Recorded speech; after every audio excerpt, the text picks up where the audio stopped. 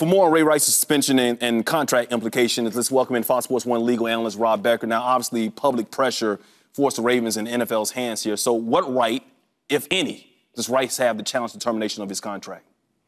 Well, I think he has better rights on the termination of the contract, because the way this shakes down is you can argue about whether Goodell really had a valid basis for now shifting this to an indeterminate suspension, because the point here is it was known back in February from the police report that he had struck her and rendered her unconscious. This film doesn't change that. It's the same fact now and then. And so you could argue that in some sense it's unfair for Goodell to now change the rules on him, but under the CBA, he will get away with it. He is the person who the appeal goes to. His decision will stand.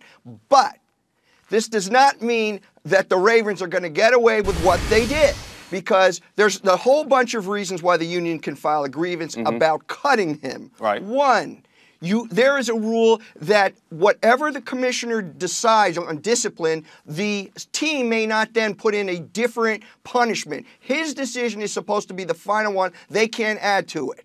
Two, they're going to say, look, even under your contract, if you want to say, oh, this was conduct detrimental to the Ravens, how come you didn't end his contract back then when you already knew he knocked her out?